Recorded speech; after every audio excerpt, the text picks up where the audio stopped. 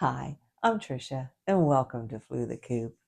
It's been a little while since I've been on here, and some of my regulars might have been missing me. Maybe not. But it has been a pretty wild 10 days, and I don't know if I can cover all with you, but I do know that a few days after my last video on the 16th of March, I was up till 4 in the morning, and it was one of those nights. I got a hair or something in my eyelashes. So it was one of those nights, and I just couldn't sleep. And I was sitting thinking about all kinds of things, none of which had anything to do with my husband or actually much of anything else. But I don't want to go into what I was thinking about because some might think of it as political. But it was some things that are going on in the world today. Then all of a sudden, it was just like if you get one of those calls when you're busy in a conversation and how your mind just goes to that call or something. That's what it felt like. And all of a sudden, I could see when my husband and I were on our last vacation together, and he had wanted to go to another place because he didn't want me to have to rush back with his mother. And he had made arrangements at a campground, Akoa, and they had a sunset cruise. And it was pretty nice, to watch the sunset on the water. And we were in the Outer Banks. And then he tried to kiss me, which I don't do the public display of affection or anything. And I said, "No, Wendell, not now." But what popped into my mind was my man trying to kiss me. And it was almost like he sent me that kiss because I wasn't thinking about him. I wasn't, like I said, it was just like one of those interruptions where boop, phone rings. And it was just, bloop, here is this image of us on that sunset cruise and him trying to kiss me. So I took it as he was giving me a kiss and that he was okay. And I got in a little bit better mood after that. I still have those breakthrough cries when I miss him, and I still were, doing my normal stuff of, why did you leave me? Because I have all this stuff, but it gave me a little bit of, and I don't know if there's a hair stuck in here or what. Just like something is tickling me. I don't know if it's stuck in my glasses or what. So, sorry about that. I may try to cut it out, but every time I try to cut stuff out, it doesn't splice together really good. So, anyways, um, I I had more energy that next Monday, and I was getting some stuff done, making some calls, and doing stuff on my list because my list just seems to get bigger and bigger. And I think this whole video, I'm going to have to stop. I'll try and splice this section back on there somewhere. I think I got whatever was tickling my nose. So, for him to just pop in and give me a kiss, it did make me um, have all of this, like, I can do this. Let me just get to it. And I started doing some things that are on my list that have been on there since he passed away, like calling this person and getting this changed. And where we had bought my expedition just a month or two before he got sick. And I needed to transfer that extended warranty that we got on it. And I got that called and everything else. And I called a lawyer because when we went to transfer the vehicles over in my name from his, because we were kind of naive, and I just let him have everything in his name because he was the one getting and I didn't realize you could have another name on there. So And I had called them because they wasn't going to let me have my motorhome because you couldn't just transfer the motorhome, which is really the camper van. It's titled as a motorhome. And so I was calling, the all the people that they told me to call to see how to get that transferred in the probate court and all those. And then I talked to their lawyer that's free to just advise you on what to do to go through probate and stuff. And while I was talking to him, he not only said that, he looked up my house deed. And our house deed was not survivorship, it didn't have survivorship on it. That's another thing we didn't know had to be on there because both of our names are on there. And you would think if one passed away, well, what is that one's share going to go to a stranger and move in with me? I don't know. So, anyways, it is this way it is. So, I had to get a lawyer, and I did take all that stuff to a lawyer. So, I was getting a lot of stuff done because I felt good. I felt like he was safe and he was happy and he had given me that kiss. And it might sound strange to other people or something like I'm just delusional, but when you're not thinking of anything and it just pops in your head when you're busy thinking about something else, it's just, to me, it was very special. And I'm trying to get all this stuff done. And then and I don't even want to say it because I don't want to act like I'm a meanie or something, but it's a situation of having to get everything settled with my mother-in-law. And a lot of people don't really understand. My mother-in-law does nothing for herself. Well, she does brush her teeth, but she doesn't put the toothpaste on the toothbrush. And she can walk with a walker as long as somebody's behind her because she's scared to walk. And she doesn't get up even when she's told to, you know, why don't you get up and we'll go here? And she chooses to just stay in the seat, and her muscles are even getting worse now. So I just wanted to make sure that our caregiver had days off and everything, and she is just kind of fighting me the whole way. And so, but what do you do? I mean, I'm paying the extra pay for her to have care at her home. And the only other choice is she has to go to a care facility. And I don't want to do that. I just don't, because I just want to make it so the caregiver and that people can stay at her house so she can have people there all the time. Because right now the caregiver lives next door and she has a little button that she can push, and it's just like in a hospital. It's like a walkie-talkie almost, because then it rings next door. It's a little like pager actually, and she can page them just by pushing that button, and she can come over. But what my mother-in-law is doing now is if she wants ice in her cup, she will page her. If she wants this, she wants that. And so the poor girl who has, 3 children is running back and forth and getting the kids all together and taking them over there and then going back. And it would just be easier if she had a place to stay at my mother-in-law's house. And I had mentioned this to my mother-in-law a few weeks back, but she would have to get rid of her car that hasn't been driven in over a year, probably close to 2 years. And it doesn't have license plates on it anymore. They expired. And she doesn't have insurance on it because we took the insurance off because it wasn't nowhere but in the garage. And she needs every penny she makes just for her bills. Because, as you know, a lot of you know, Social Security is not the highest paying gig here.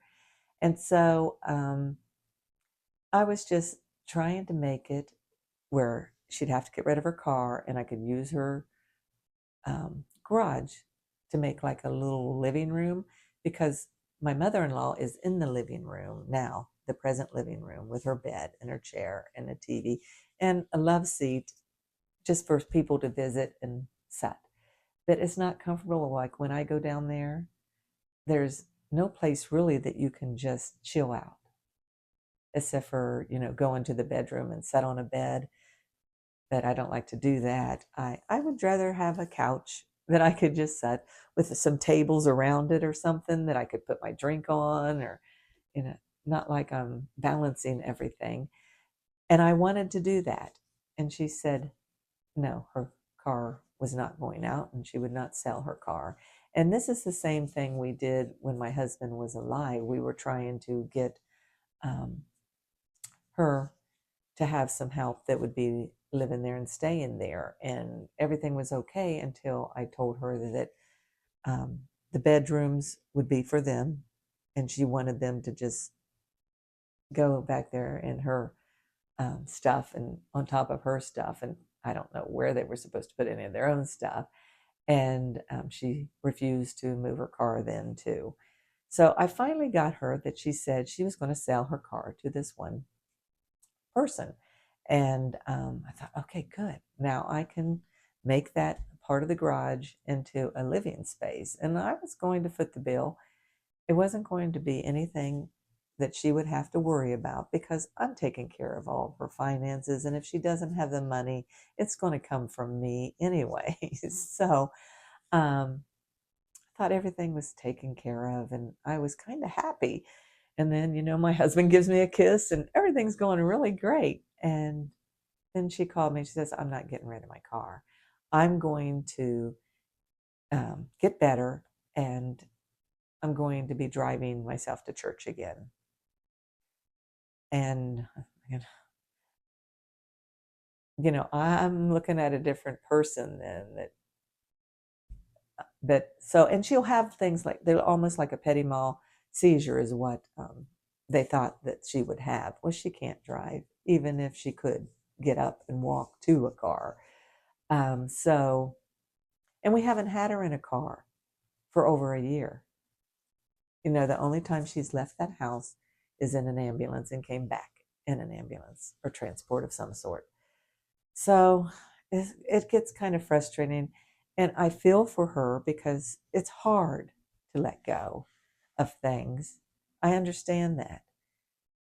But I'm trying to just get this all to bed so that I have the proper care and then I have extra people coming in if my caregiver can't.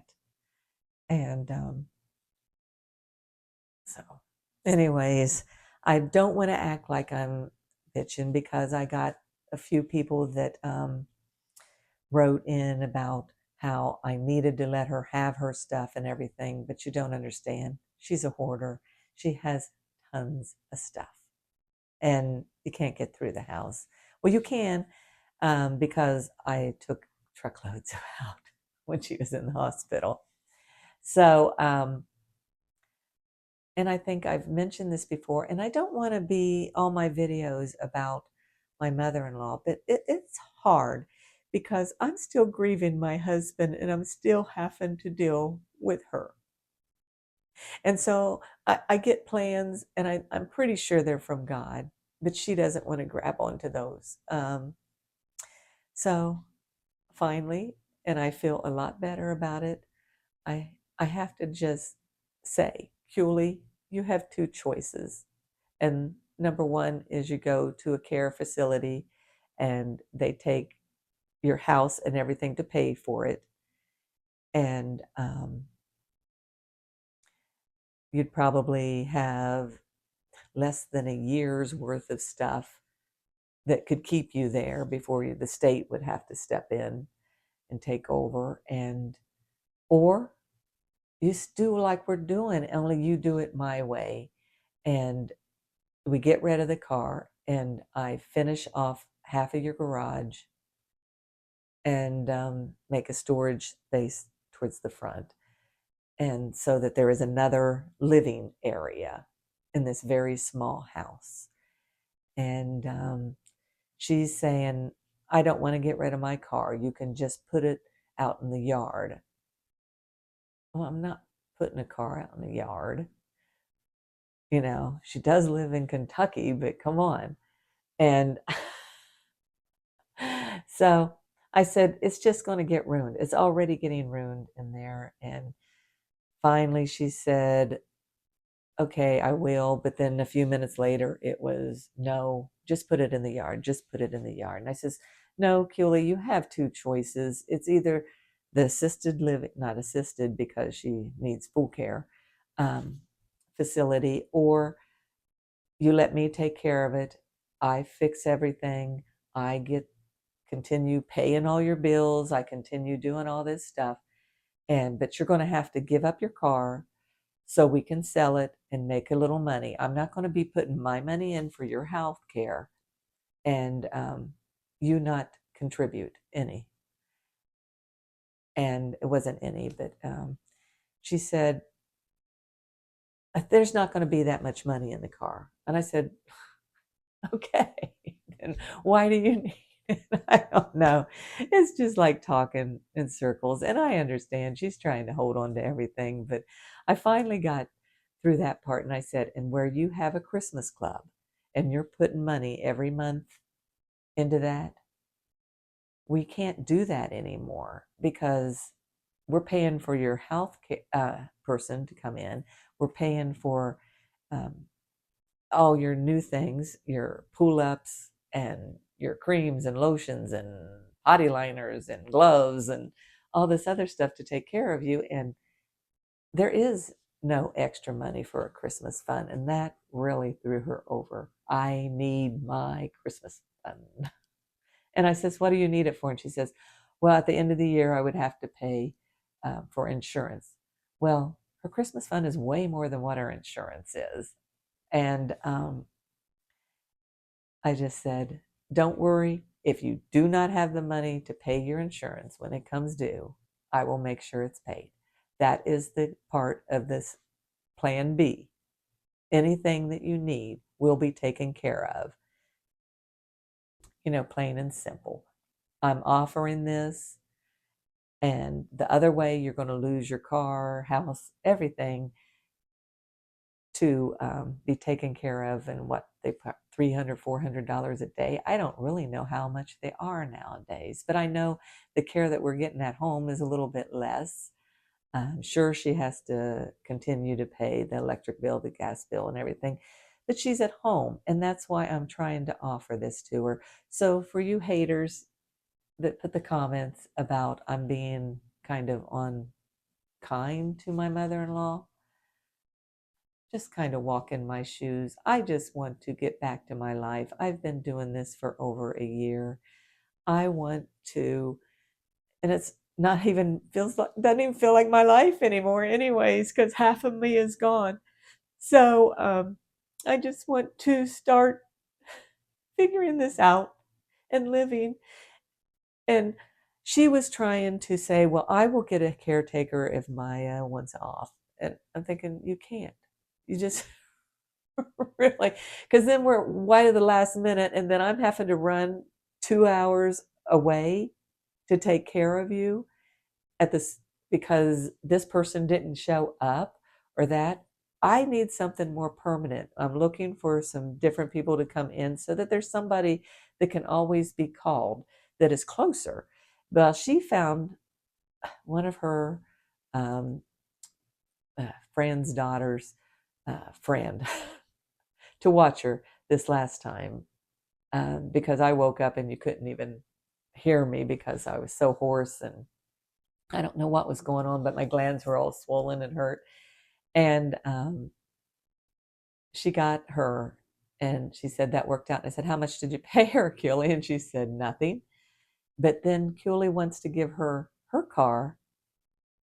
So because this little girl doesn't have a car and she lives like 45 minutes away. She wants to let her borrow her car. I said, Keely, you don't have insurance on that car? Oh, she'll get insurance. And I says, it doesn't work that way, Keely. You have to have license tags on that, and you are responsible for that car. And, and she got a little upset with me, and she didn't talk to me for a little while. So I think the car just it's like a thorn in my side, and it has been for months when my husband tried to get her to get rid of it. And so that's where we are. Trisha was the bad guy. I gave her two choices. And then she says, and she always wants to put it off and says, no, we'll talk about it when you come down. And I said, no, Julie, because usually when that happens, that means she's not doing it, but she doesn't want to argue with you on the phone about it. And I said, I only called you to warn you that those are your two options. So you need to think about them. And I will be down when you choose an option. So it was hard for me to do that. It was really hard. And all I want is for her to be able to stay at home as long as possible and have the best care possible. And so that's where we're at on that. And I really felt like after I got my kiss, I was on a roll. And then I went downhill with her. And now, after last night's conversation and me putting it all out there, that you have two choices because I can't play her game anymore. And I know it's not so much a game, but if you knew her, she's very manipulative and she's always, going to get her way. And I can't do it. I just can't do it. And I should have listened to my husband back when she was first in the rehabilitation center. Um, let's just put her in there and sign everything over. And I cleaned out her hoarded house. And I stayed down there days and weeks because I wanted her to come home. And yeah. And then it was like this after this after this because it had to be done her way. And it didn't matter how much we were put out. So it's time that, yes, I told her it's sad, Julie, that you cannot do anything for yourself. But because you can't do anything for yourself, you are going to have to give up some stuff in order to continue living at home. And I'm going to stick to my guns. I just got to. And I don't even know if I'm going to post this because I have done them before and I've taken them down because I don't want to be like I'm talking about my mother-in-law, and I don't want to be one of those people that doesn't honor their mother and their father. But I know in my heart I've done everything I can for her, and I am doing everything I can for her. It's going to take a lot. And that's why a month ago I was trying to get this so I could have that room finished before summer so I can go about my business and do some stuff for myself. And it may be greedy, it may be, but I've got to do it. And yeah, as you can tell, I'm still a mess. It's 4 months since my baby left, and I did bring tissues in here. I wasn't planning on crying, but as you can see, the, my plans don't always go the same way. So I do feel like I am starting to heal a little bit, and I'm getting stuff done, and my list is getting smaller.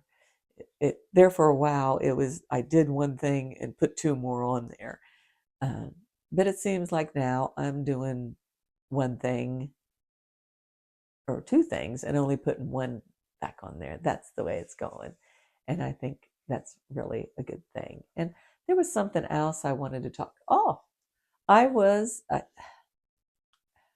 When did I do that? The other day, I thought I'm going to get me one of those little one burner hot plate things so that I could use that when I camp in my car because I didn't know that I wanted to do the butane stove or because of the flame and the headliner and stuff in your car. It didn't sound like it would do too good. I don't want a melted headliner in my car. So I got that to try it. I put it on my battery. Let me get it. Okay. There it is. Uh, and to see if it worked. And I cooked some hamburger in it. I made some taco hamburger meat, and I always make like a taco salad. And I browned the meat in there on that little single burner. I guess we used to call them a hot plate, but they call them a single burner thing now. So I got that all done. It did 20% of the power from my battery. And I thought, that's a lot. And I don't know, it probably would take like a couple hours to charge that 20% back up. I am not sure. And I couldn't get my solar panels to, I could get my solar panels to work, but I had bought an extension so that you didn't have to have your battery outside, that you could have this cord that went from your vehicle.